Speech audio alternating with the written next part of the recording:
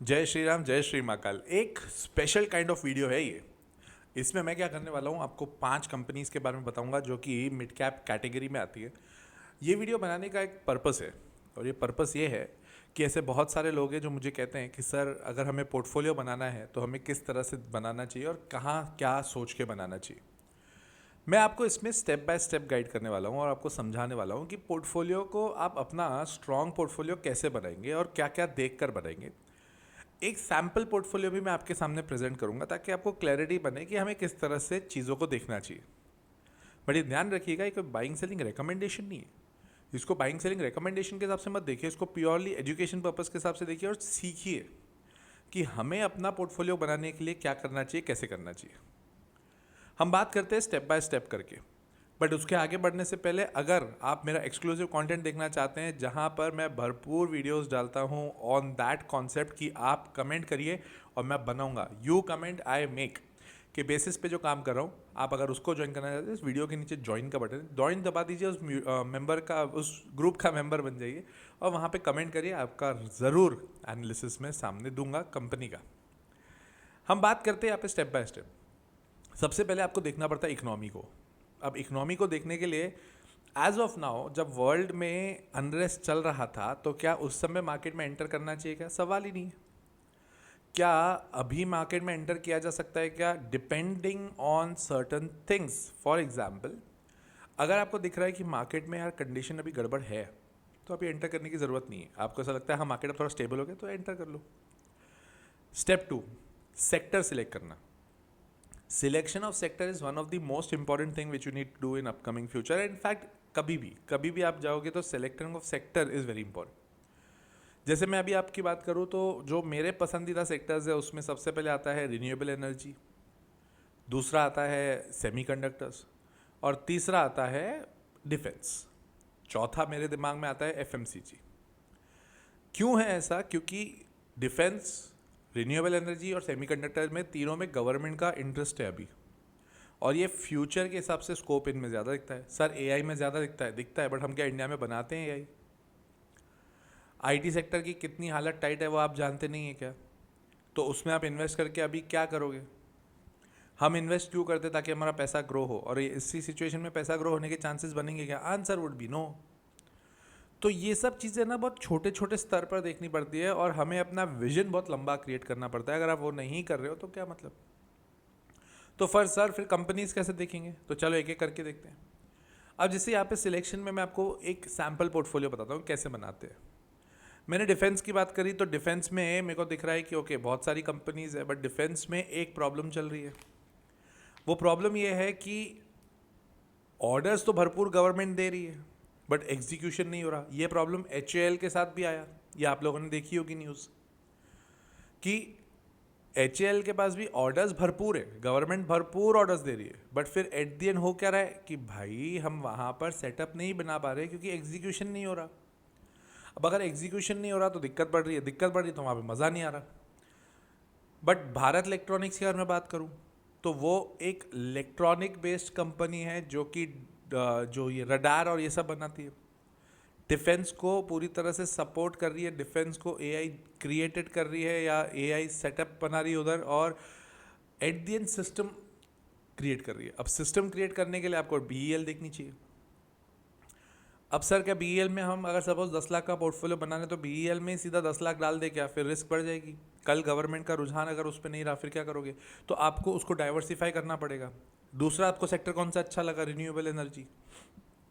अब renewable energy में हमारे पास कौन कौन सी? एनटीपीसी ग्रीन आ गई, अदानी ग्रीन आ गई, उसके अलावा वारी एनर्जीज आ गई, उसके अलावा एम वी फोटो आ गई। ऐसी बहुत सारी कंपनियां हैं। अगर आप उठाने जाओगे तो रिन्यूएबल एनर्जी में आपको भरपूर कंपनीज दिखेंगी, mid cap, small cap, large cap सारी दिखेंगी। टाटा पावर हो गया। तो फिर इसमें सिलेक्ट कैसे करें? तो आपको एक चीज़ समझ में आनी चाहिए कि कंपनी के फंडामेंटल्स कितने स्ट्रांग हैं।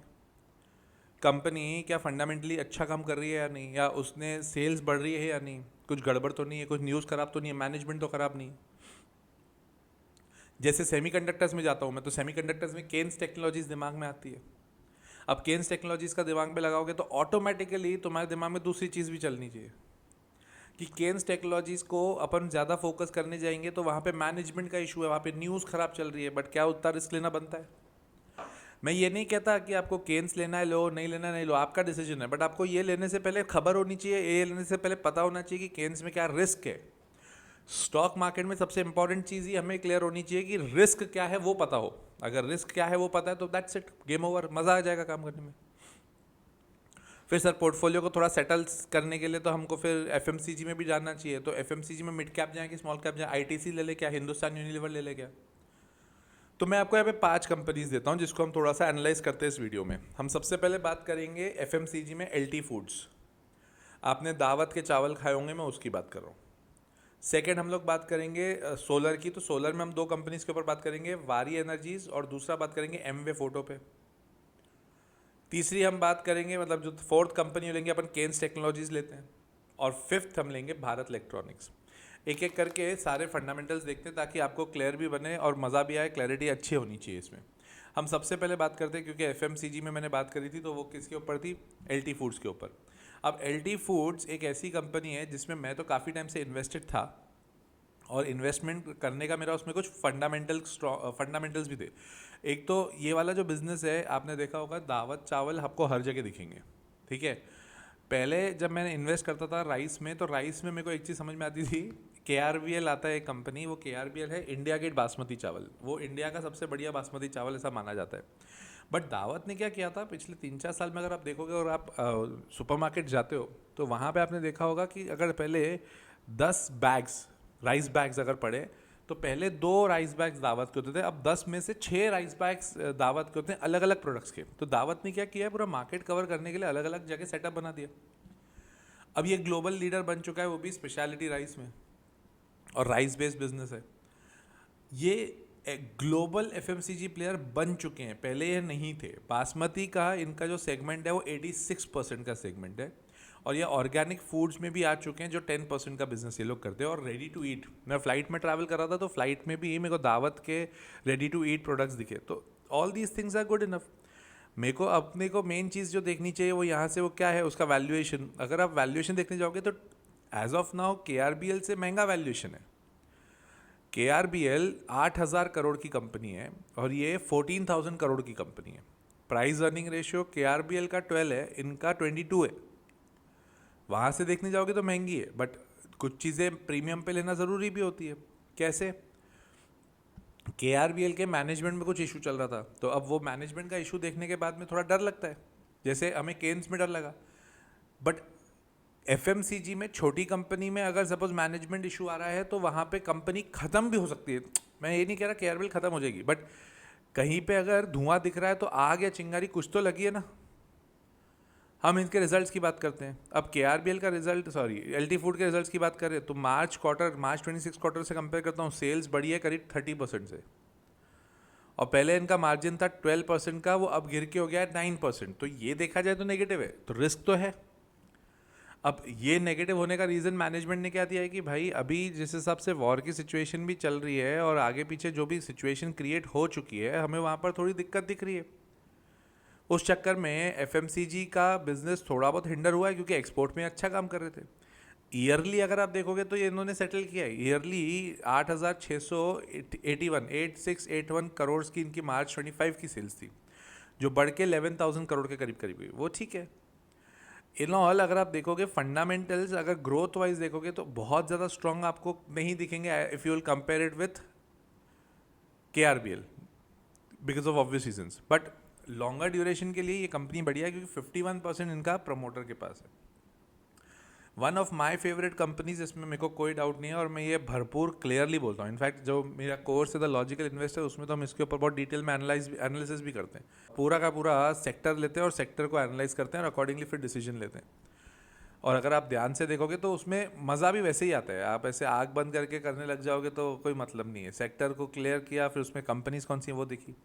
सपोर्ट वाइज देखो तो 350 का एक सपोर्ट है। इसने क्या किया था, 500 के करीब करीब इन्होंने एक इवनिंग स्टार बनाया था अपने पैटर्न पे। वो इवनिंग स्टार के चक्कर में अच्छा खासा गिरा है, और कोई दिक्कत वाली बात मेरे को अभी तो नहीं दिख रही है। आ जाते अगली चीज़, दैट इज़ वारी एनर्जीज़। अब वारी एनर्जीज़ में हो ये रहा है, वारी एनर्जीज़ के ऊपर मैंने वीडियोस बहुत सारे बनाए, मैं बिज़नेस के ऊपर बात नहीं करूँगा, मैंने क्वार्टरली रिजल्ट भी उसके ऊपर बहुत अच्छे से एक्सप्लेन किया हुआ है। अब हुआ ये है कि वारी एनर्जीज़ में पिछले कुछ दिनों में थोड़ी बहुत नेगेटिव न्यूज़ इस हिसाब से चली कि रिजल्ट बहुत अच्छे नहीं आए। अरे कोई दिक्कत नहीं है, इनफैक्ट इस हफ्ते इन्होंने मॉर्निंग स्टार बनाया है। जैसे एलटी फूड में इवनिंग स्टार था ना, इसमें मॉर्निंग स्टार बना है। That is one of the best pattern you can ever have in any of the chart. तो यहाँ पे अब आपका सपोर्ट आ गया मॉर्निंग स्टार का लो, तो इसको इस तरह से देखेंगे। मैं वारी एनर्जीज़ के ऊपर बहुत ज़्यादा डिटेल इसलिए नहीं बोलना चाहता हूँ एज ऑफ नाउ, क्योंकि उसके ऊपर बहुत सारे वीडियोस मैंने बनाए, आप प्लेलिस्ट देखेंगे आपको मिल जाएगा। थर्ड आ जाते एमवे फोटो की बात करते हैं। उसने ऑलरेडी ब्रेकआउट दे रखा था पिछले हफ्ते, मैंने बात करी हुई थी कि उसने ब्रेकआउट दे रखा है, क्योंकि ओनली मेंबर्स वाले ग्रुप में ये चीज़ मैंने अपडेट करी है। 275 का आप सपोर्ट, 275 के ऊपर जो गया तो वो उसने ब्रेकआउट दे दिया, और ब्रेकआउट के बाद क्या भागा है आप खुद देख लो। कंपनी सोलर सेल्स बनाती है, तो सोलर सेल बनाने की बढ़िया कंपनी है, और ऐसे देखा जाए तो इसमें रिस्क है। देखो पोर्टफोलियो कैसे बनता है, आप सारी कंपनीज को आप 100% जैसे आपने ले ली कि चलो हमने सारी निफ्टी की कंपनीज ले ली, तो क्या उसमें आपका कंपनी बहुत स्ट्रॉन्ग, आपका पोर्टफोलियो बहुत ज़्यादा अच्छे रिटर्न देगा क्या? नहीं, आपको क्या करना पड़ेगा, मिक्स करना पड़ेगा। थोड़ी रिस्की कंपनी, रिस्की में भी आपको कैलकुलेटिव रिस्क लेने पड़ेंगे, तो ये सब चीज़ें आपको करनी पड़ेगी, ऑप्शन थोड़ी आपके पास। वैल्यूएशन वाइज एमवी का एज कम्पेयर टू वारी एंड एमवी, ये दोनों बहुत बढ़िया वैल्यूएशन पे एज ऑफ नाउ भी। 70% से इनका सेल्स बढ़ा है इनका, अगर मैं आपको बोलूँ ना क्वार्टर ऑन क्वार्टर 70% से, इनफैक्ट ईयर ऑन ईयर भी 70% से सेल। किसी कंपनी का 70% सेल्स बढ़ के, क्या समझ रहे हो? अब सेल्स देख ली, ग्रोथ देख ली, सब कुछ बढ़िया दिख रहा है, तो फिर अब सोचो, अब आपको एंट्री पॉइंट देखना है। रही बात अगली केन्स की, अब केन्स टेक्नोलॉजीज़ में सबसे बड़ा प्रॉब्लम ये है कि मैनेजमेंट इशू है। अब इसमें पैसा डालना काफ़ी रिस्की होता है, बट रिस्क लेने का मतलब यहाँ पे थोड़ा क्लियर भी है, वैल्यूएशन भी इसके ज़्यादा है। इसमें कोई भी अगर पैसा लगा रहा है तो वो ये बेट पे लगा रहा है कि हम लोग ये मान रहे हैं कि ये कंपनी आगे ना पीछे जाके अच्छा काम करेगी और स्ट्रांग रहेगी, मैनेजमेंट इश्यूज़ को निकालेगी। और सेमीकंडक्टर्स का सीजी पावर के बाद अभी सेमीकॉन 2025 हुआ था, तो उसमें इसी कंपनी का नाम लिया गया है गवर्नमेंट द्वारा। तो फंडामेंटल्स ठीक हैं, बट पंगा सिर्फ एक ही बैठता है इसमें वो ये है कि यहाँ पे इसका मैनेजमेंट का इशू है। तो रिस्क है, मेरे को डिनाइल नहीं है, तो थोड़ी रिस्क ले लो, इसमें 10% डाल दो, पूरा पैसा डालने की ज़रूरत नहीं है। रही बात बीईएल, अब बीईएल में आपको एक चीज़ बहुत क्लियरली समझ में आनी चाहिए कि भारत इलेक्ट्रॉनिक्स में आपको एग्जीक्यूशन देखना बहुत ज़रूरी है, जो कि इनका अच्छा खासा चल रहा है। आप मार्च क्वार्टर भी देखोगे तो मार्च क्वार्टर के रिजल्ट्स बराबर, मतलब भरपूर अच्छे हैं। 15% से रेवेन्यू बढ़ा है, आपका प्रॉफिट आफ्टर टैक्स बढ़ रहा है, कोई दिक्कत ही नहीं है। ये कंपनीज के ऊपर आप फोकस करो तो ऐसा लगे भी सही कि चलो हमने ना कहीं अपने पैसे डाले, तो रिस्क, अगर मार्केट ही पूरा गिर गया तो उसमें ना आप कुछ कर सकते हो ना मैं कुछ कर सकता हूँ। बट ऐसी सिचुएशन में हम कंपनी में फोकस नहीं कर पाए तो क्या मतलब। अब ये एक ट्रेंडिंग सपोर्ट करके एक कॉन्सेप्ट होता है, वहाँ पे इसका सपोर्ट आ रहा है 400 पे, अभी चल रहा है 410 415 करीब करीब, 400 पे है, फिर 380 पे, 360 पे, मतलब बैक टू बैक सपोर्ट्स हैं। हाँ, एक बार ये ऊपर चढ़ने लगा, एक बार 460 के ऊपर चलने लगा तो भागेगा। अगर ऐसी कंपनीज आपने 5-5 साल अपने पोर्टफोलियो में रखी तो वो मल्टी बैगर बनती है, और हम मल्टी बैगर बनाने की कोशिश ही ऐसे करते हैं। और हम पंगा ये कि हम लोग वेट नहीं करते। तो एक बार पूरे वीडियो को आप ध्यान से देखेंगे तो समझेंगे कि जो मैंने 5 कंपनीज आपको बताई वो क्यों बताई। आपको खुद भी अपने लेवल पर रिसर्च करना चाहिए और उसके बाद अपने डिसीजन लेने चाहिए। मैंने इसमें किसी भी तरह से न्यूज़ के पीछे जाके उसको ट्रैक करने की बात नहीं करी, मैंने लॉन्ग टर्म पोर्टफोलियो बनाने की बात करी और स्टॉप लॉसेस क्लियर लगाने की बात करी। तो पूरे इसको समझो और अपने हिसाब से डिसीजन लो, और कंपनीज ऐसे सिलेक्ट करो जिसमें आपको रात में नींद अच्छी आए और मज़ा आए कि हाँ चलो कोई बात नहीं, आज मार्केट गिरा है और ले लूँगा मैं इस कंपनी को, मेरे को कोई फ़र्क नहीं पड़ रहा। वो स्ट्रैटेजी बनाओ और मज़ेदार इन्जॉय करो। 100% कभी भी पूरा का पूरा मार्केट में इन्वेस्टेड मत रहो। अगर आपके पास 100 रुपये है तो 70 रुपये रहो, 30 रुपये हमेशा रखो, ताकि कभी मार्केट गिरे तो आपको मौका मिले, जो कि मिलेगा 2026 में भरपूर मिलेगा। और कमेंट करके बताओ ये वाला वीडियो आपको कैसा लगा, जहाँ पे पोर्टफोलियो की हमने बात करी, मिड कैप कंपनीज़ की, 5 मिड कैप कंपनीज़ के ऊपर हमने बहुत अच्छे लेवल पे बात करी है, डिटेल में बात करी है। शेयर करना अपने दोस्तों के साथ और कमेंट करके बताना, और कौन सी कंपनी पर डिटेल वीडियो चाहिए मैं ज़रूर बनाऊंगा, जैसे भी बना रहा हूँ। टिल देन, जय श्री राम, जय श्री महाकाल।